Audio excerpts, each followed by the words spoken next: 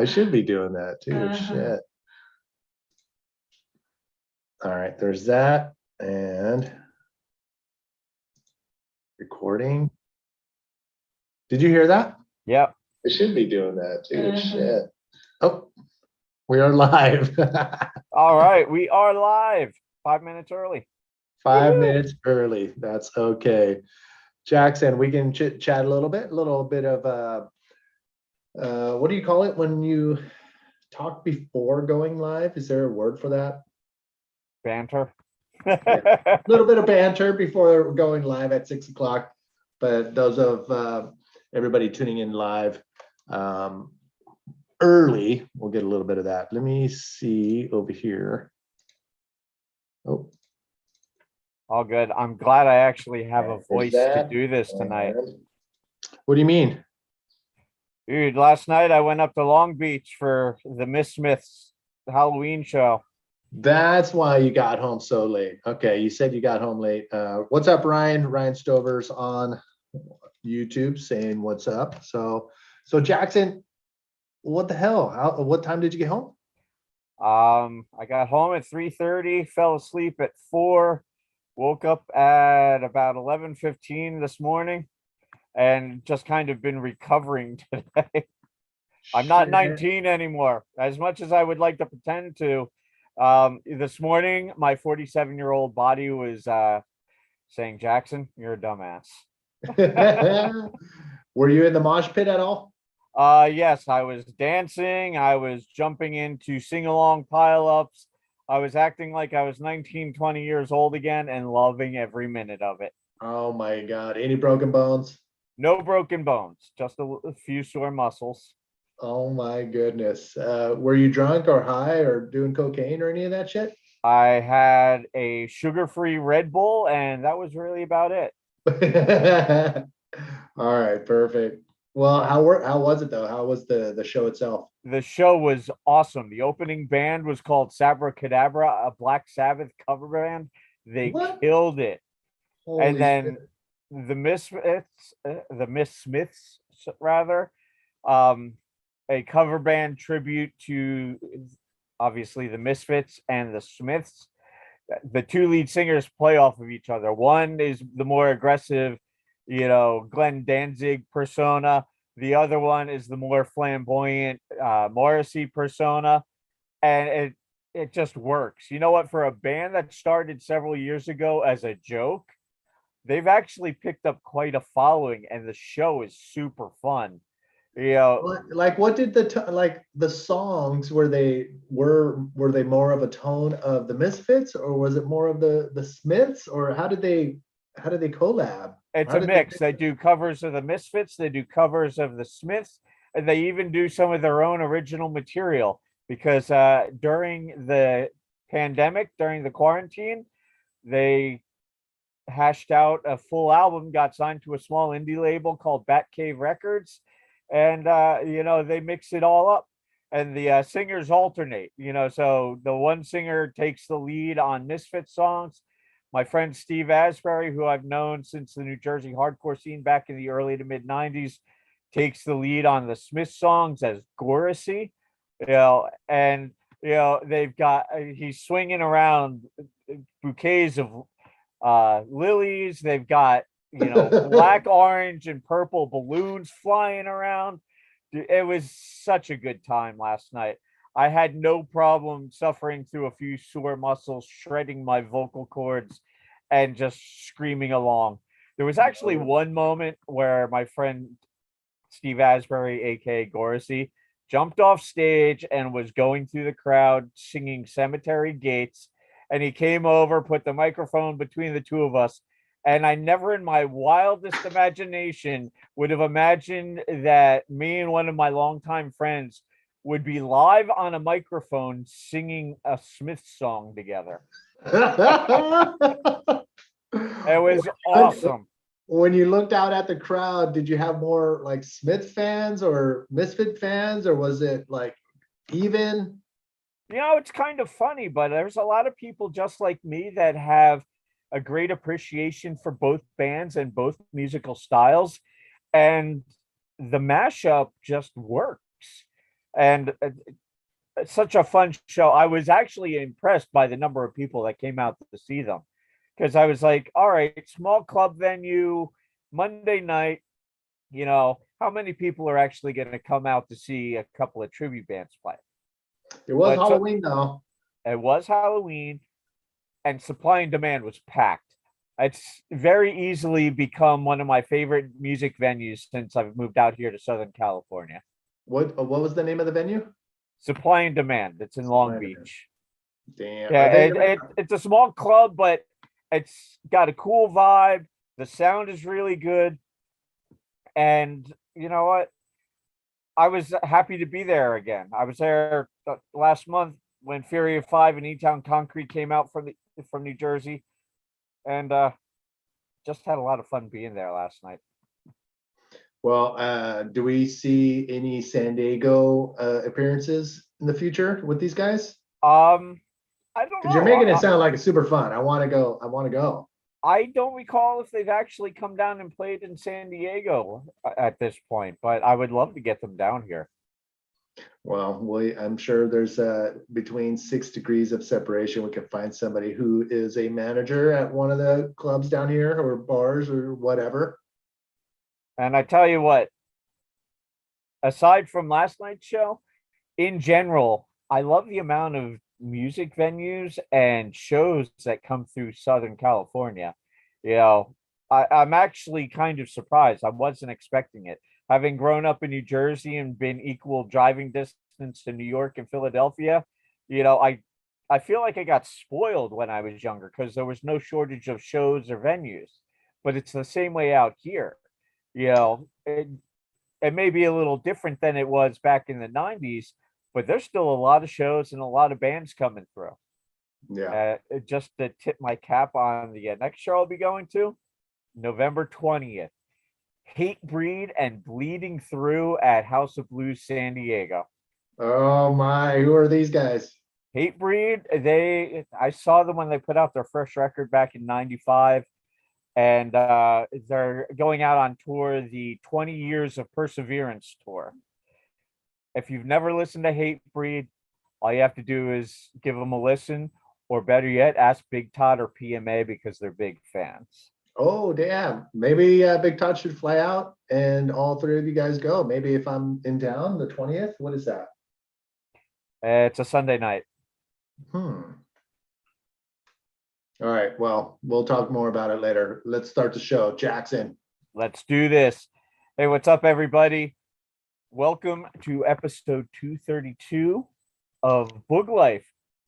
234. Wow, I'm losing count. Anyway, welcome to episode 234 of Boog Life, Pitted with Action and Manny V. I'm Steve Action Jackson. This is the man, the myth, the legend, Manny Vargas. And before we get into it, I would like to say Feliz Dia de los Muertos. Are you doing anything tonight for Dia de los Muertos? No, like I said, I'm pre-game. I'm still recovering from last night's Halloween show in Long Beach. All right. I think I might go down the road and get a bean burrito. All right, go ahead, Jackson. Keep it rolling. All right. Well, we're going to jump right into shout outs. My shout out this week goes to everybody who came out and made the Custom X Boogie Boo at Tyson Street Park on Saturday such a fun morning. Obviously, it would not have been possible without the efforts of San Diego Bodyboarding and Boogie Moms. But I'd also like to say thank you to Custom X for allowing me the opportunity to put this together. And big thank you to CEO Kim Norick, as well as company founder Debbie Caldwell, and our VP Jojo for coming out to the event. It was super fun. The Boogie Moms, the Boogie Groms, everybody had fun. And it was a good time. I can't wait to do it again next year. Already working on Boogie Boo 2. Like any good horror movie, there's always a sequel. Really quick, Ryan Stover says thanks for the hat, and he would like to know if at some point you can get him a job at Custom X. So Ryan, I'm sure you have a contact with Jackson. My shout outs is going to go to Pohaku. He's the current interview that's available for all the Book Life patrons, and I took a listen to it on one of my drive home from my mom's house. And man, this guy is without him, Kauai competitive bodyboarding on Kauai probably would have dwindled to non-existent, but because his persistence and his dedication to the sport itself kept it going with KBA, and it was pretty awesome for him to step up. So Pohaku, shout outs to you. Thanks for making it happen. And it's pretty evident what came of that now with the Garden Island Boogie Board Classic. You can see all the Groms and everybody who were able to ride that wave into this, this time now. So Pohaku, thank you very much. That was my shout outs for this week. All right, so let's get into bodyboard news. I've got a few things to touch on. First and foremost, last week we saw the conclusion of the Gran Canarias Fronton King event, which crowned our world champion and junior men's world champion, Tristan Roberts, walking away with his second world title. He's now back-to-back world champion, and he's still young. I can hardly wait to see what the future holds for Tristan, the young South African. Tons of skills, and the future's wide open. Also at that event, we saw Jorge Hernandez from the Canary Islands win the junior men's world title. So first time junior men's world title for Jorge. Interesting year. In previous years, we had seen a pro junior, but it was nondescript. This year, for the first time ever, we had junior women's and junior men's, and the IBC crowned world champions in both. Obviously, earlier this year, we mentioned Luna Hardman, daughter of five-time women's world champion Neymar Carvalho, took the world title for junior women's. Luna, definitely someone to keep an eye on because she is establishing a reputation all her own. She's got a five-time world champ for a mom, and she rides for six-time world champ Guilherme Tomega in GT boards. So, I love what we saw with the IBC this year. There was a lot of false starts with the pandemic and the switch over from APB to IBC. I maintained faith and was waiting to see before I passed judgment on the IBC. There's obviously room for improvement, especially with the ready accessibility of results and information, press releases, and some work that needs to be done on the highlight clips. But these are minor considering what they pulled off this year. So, I literally have to tip my cap to everybody at the IBC for pulling off what turned out to be a pretty epic year. I agree. I mean, nobody really knew what to expect, but I think with the team that they have formed, I mean, there was no way they were going to let this flop, and they put everything, on the table and went all in with the events this year, and to pull off what they did, it was pretty amazing. So shout out to those guys for sure. And not to be overlooked, winning this year's Fronton King, three-time world champion Jeff Hubbard. And I'm sure a lot of you have seen the video clip of his 10-point ride, that massive air reverse. We'll see that again. We'll see that again coming up, but that's neither here nor there right now. On to my next matter of business. Don't we want to see the video? We'll get to that shortly. Got it. Quick reminder, the Bodyboarding US Festival is coming up November 12th and 13th at Ocean Beach Pier. Confirmed to attend and compete, Matt Crilly and his wife, 2018 Women's World Champion Ayaka Suzuki. as well as 9-time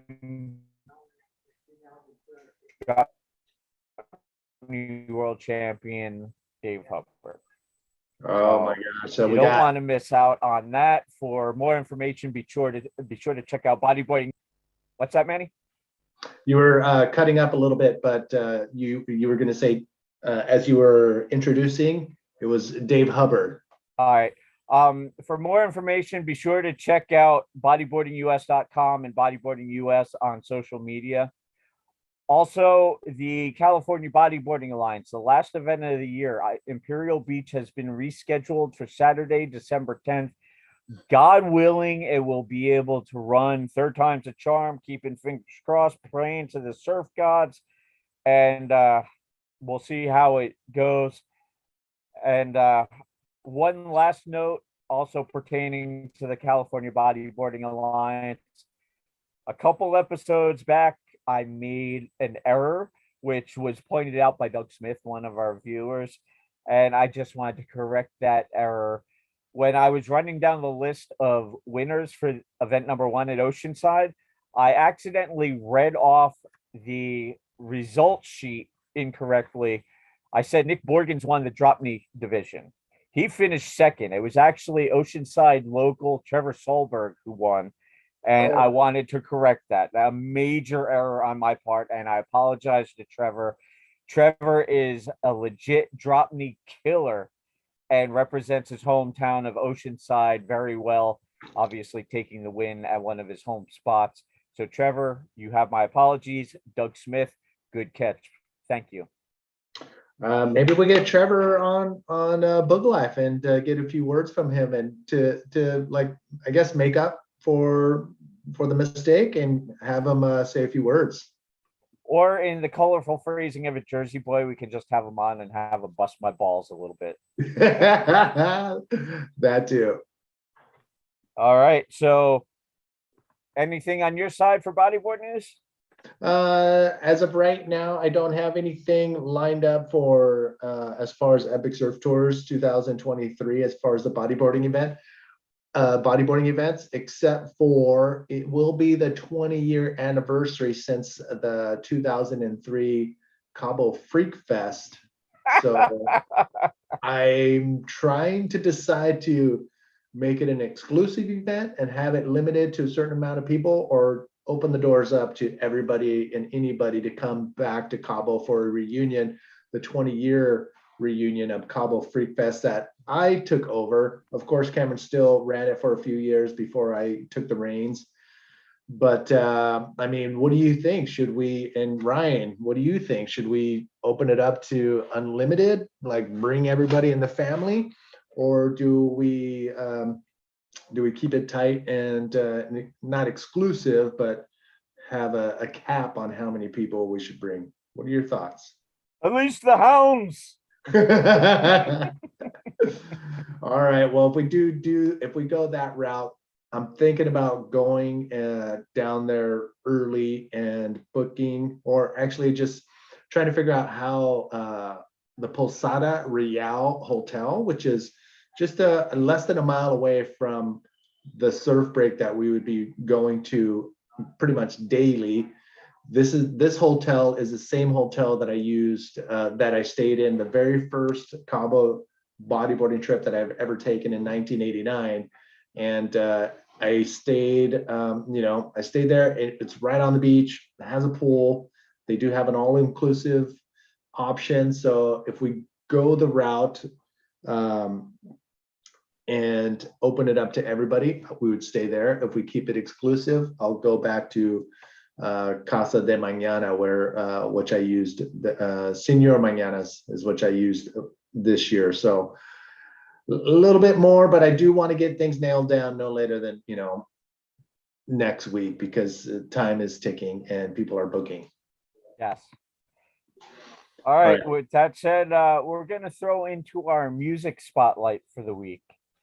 What about the Frontone video? You're jumping ahead again. Oh, yeah, sorry. Go ahead. I know you're eager. So am I, but all in due time, my friend. Okay, go ahead. I'm sorry. I'll wait for your cue. All right.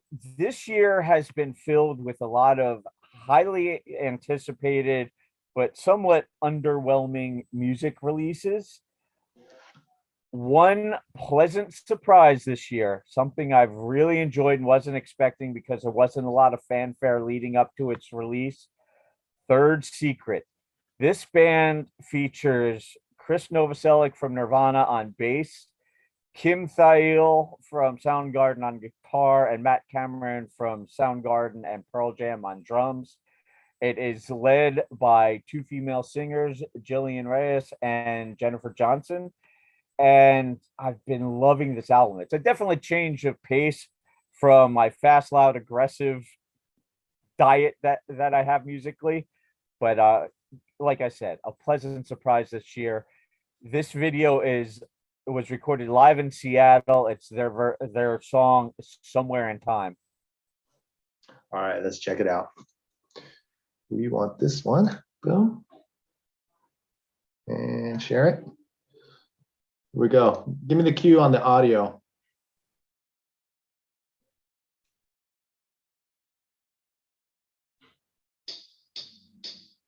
Good on the audio, brother.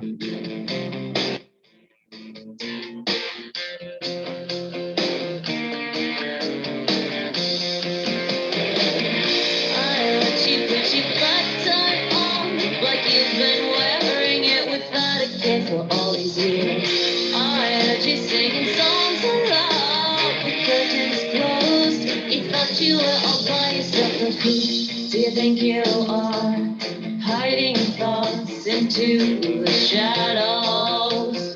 Who do you think you are? Oh, if I'd ever seen your face before, I know I would remember. The future still remains unknown. What we are shown. And how do you know what's real? With that dark veil over your eyes, I find the best of you somewhere in time.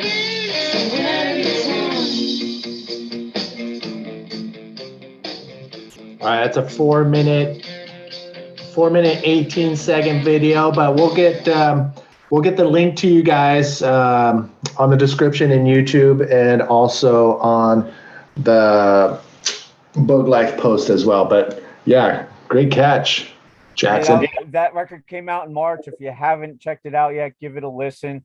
Like I said, it's a nice change of pace from my usually much more aggressive listening. And it's a nice record to just kind of cruise to or mellow out to. Yeah, no, I like it. And now we get to what you've been jumping the gun and chomping at the bit for. Final day highlights from the 2022 Gran Canarias Fronton King. As always, Fronton delivered the goods. I'm going to leave it at that. Cue up the video, brother. Here we go.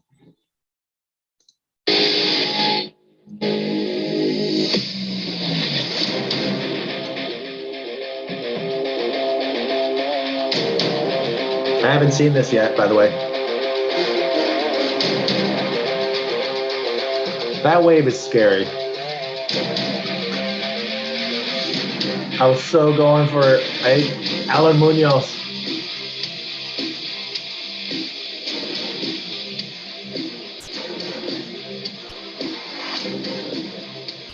Wow. So heavy.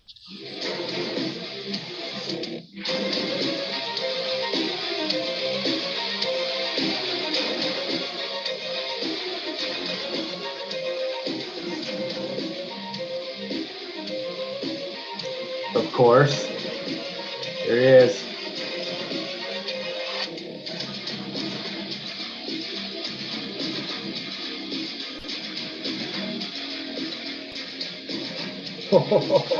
In the belly of the beast.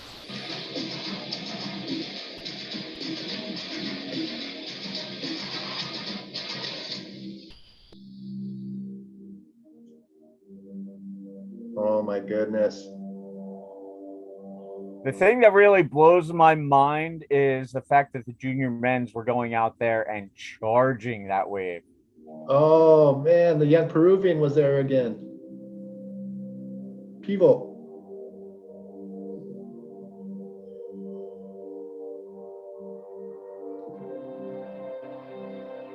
Yeah, the junior men's are like, there's no fear. The future of the sport. I watch video clips from these kids, and I can't help but think that the future of competitive bodyboarding is the right one. Yeah.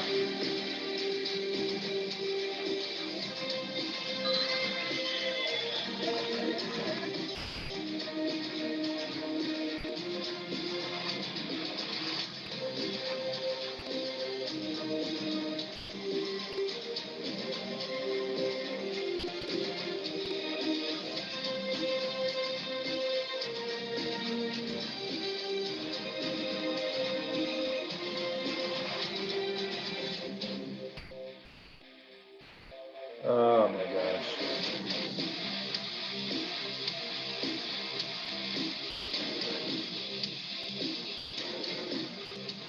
Who would hit the lip in those sections? You gotta have balls the size of church bells, bro.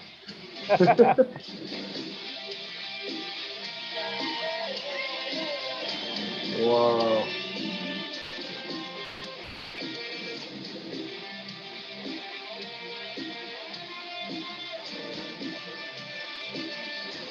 Let me guess, they're gonna end with this. Here you go, brother. 10-point ride. Holy crap. Rib That was breaker. dope. That was You know dope. what? Jeff never ceases to amaze me. I'm grateful to be able to call him a friend, and I'm thankful for the opportunity of watching tear apart everything from 2-foot East Coast waves to 20-foot pipeline. And I mean, he's been at it for almost, for as long as I can remember, maybe 20, 30 years, and his back is still handling the freaking impact on those landings. It's not easy, but then again, he's like doing stretching, yoga, eating right. He's like preparing his body for that, but still, there's got to be a time where it's like enough is enough, but I see no signs of that. No, you know what? Jeff is 47 years old, and he didn't even do a full tour schedule this year and finish top 5.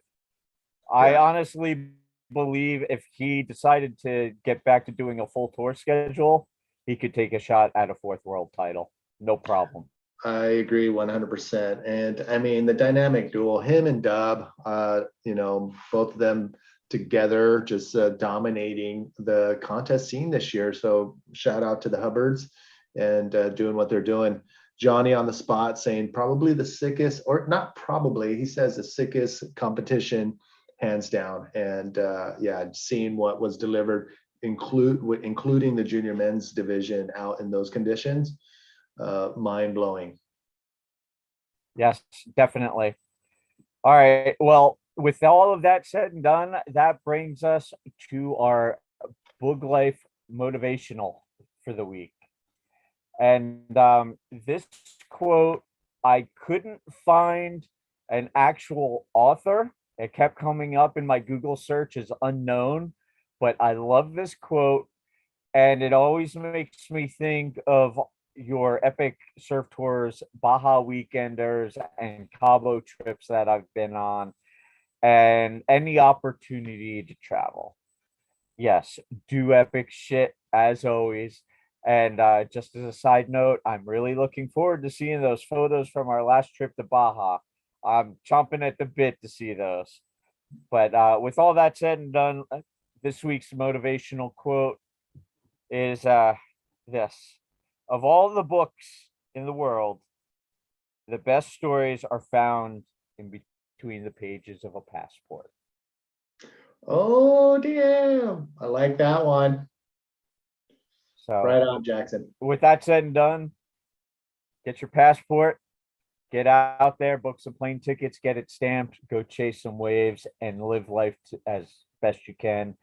As Manny's bracelet says, do epic shit. with that said, I'm out. We'll see you on the next episode of Pitted with Action and Manny.